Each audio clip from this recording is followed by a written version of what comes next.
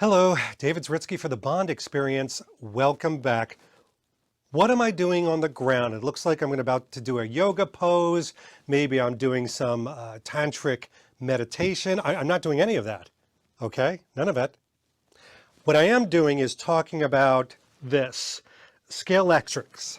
And now Scalextric is a company that started in 1956 in the UK. Actually, even before that, they were a company that were making metal and tin cars, and then a family-owned company, which is fantastic. They started experimenting with those cars and started to put motors in them and rubber wheels and plastic wheels, started to put them into a slot car scenario. And of course, as Bond fans, we know them because they've come out with a lot of James Bond initiatives, really venues that include something like this one, which is a big one that you may have seen in some of my videos. This is the Skyfall one. It's huge. And the nice thing about this particular one right here, it's a celebration of 50 years. It's a scale of 1/32. So the cars themselves are really big, really nice.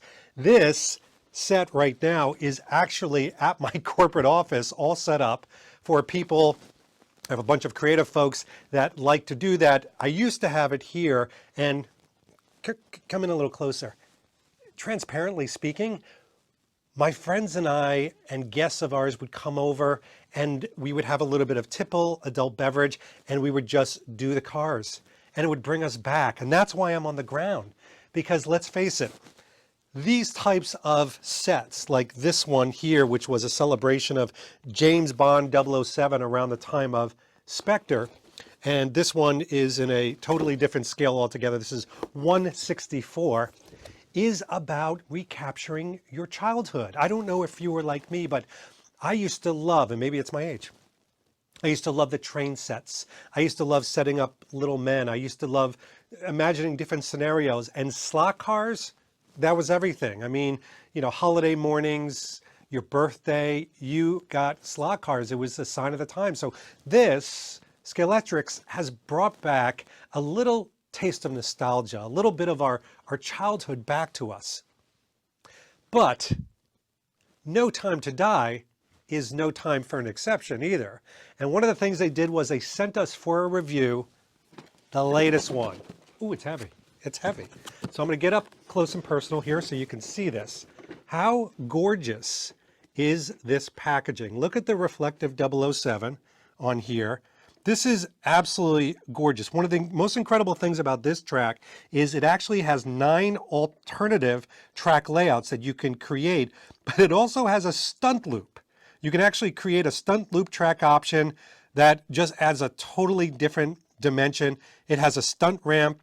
It's a plug and play scenario, very simple to do. And let's take a look at the details here. So Aston Martin DB5 versus a Jaguar XF. So clearly this is to represent, you can see the background here, Matera. Yes, that is Matera. So we have Gatling guns. There are the cars in there, but don't worry. We're going to open this up. It says batteries not included. So the track length is 13 feet. Track dimensions are 2.5 feet by 3.9 feet. It's got a 90-degree stunt road ramp, multiple track layouts, speed limiter hand controller, and battery operated by 6 AA. So that's important to kind of connect on here. On the side here, we've got some really cool No Time to Die branding that's going on here. Check that out.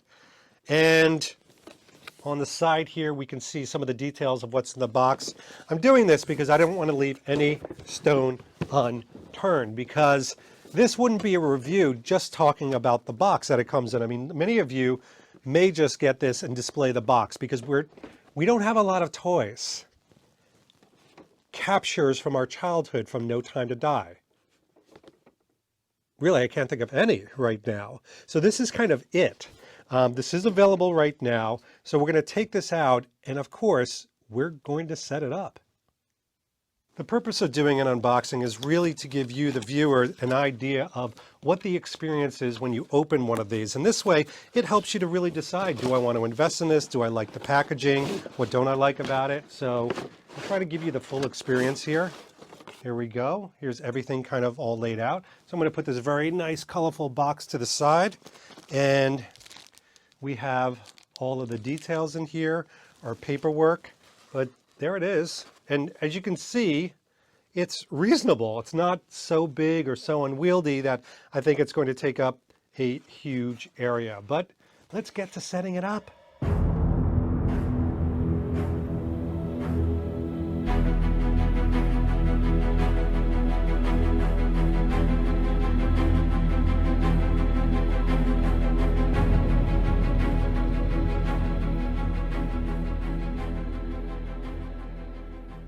Okay, and it didn't take me that long at all, which means that a child could do it, if I can do it. But the track is now put together. Now, a couple interesting things to note. The control area, I'm used to Scalextric's having a plug-in, which obviously gives you energy forever and ever and ever. This has batteries, which I'm not crazy about. Batteries will run out. It takes 6 AA's. That's a major investment in AA's, and it says not to use rechargeables. So we'll see how that works. But it's all in the playability. So I've got my track laid before me, and whoops, it's going already. So the cars are in the slots. I've got my controllers, and let's see how the overall track does. We're going to take the Aston Martin DB5 for a spin, and there's that incredible loop here as well. Let's see how that functions. Woo! That just, I mean, that just sticks to the road. That is phenomenal. Now I am here by myself, so I'm going to use the, get the Jaguar and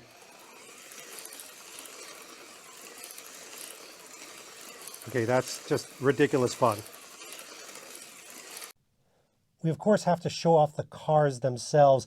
Really kind of cute. It is a little chunkier than, obviously it's not screen accurate, but the chunkiness is really perfect on this scale and for this type of a car. And if we run over to the Jaguar here, you can see that the Jaguar, I'll face it the other way just for this, is also very nice, a little chunkier, but the cars are very nice in and of themselves, which obviously adds to the playability.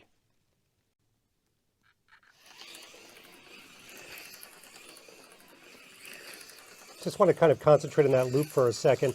That is a lot of fun. I mean, it's super James Bond. You almost need a slide whistle in that particular case.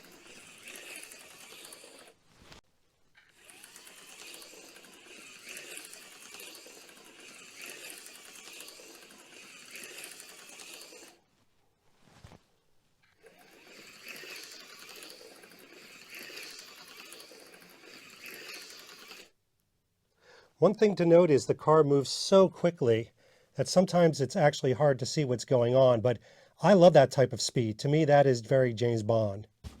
So the best way to test something like this is obviously to invite friends over to experience it and to play with it, and that's exactly what I'm going to do once I have a bit of a party over here, but maybe I'll invite Danielle to go and try this. It's great fun.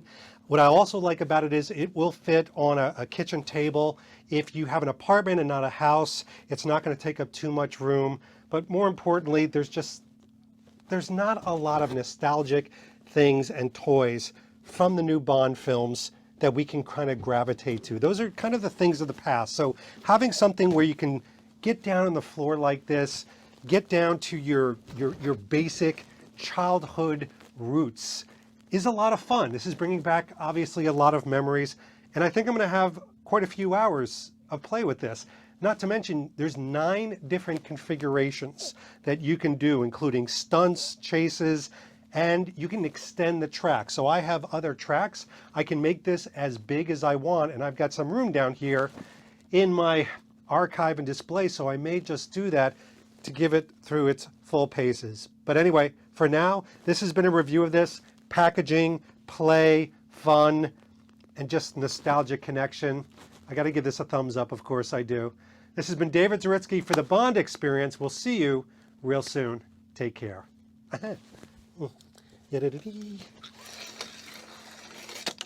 Oops. Thanks for watching this episode. If you want to be up on the latest from the Bond Experience, just click on this subscribe and subscribe to our channel. You're going to get all the latest and greatest information, plus some exclusive content. And by the way, speaking of content, here's something especially for you, just because we know you. Talk to you soon.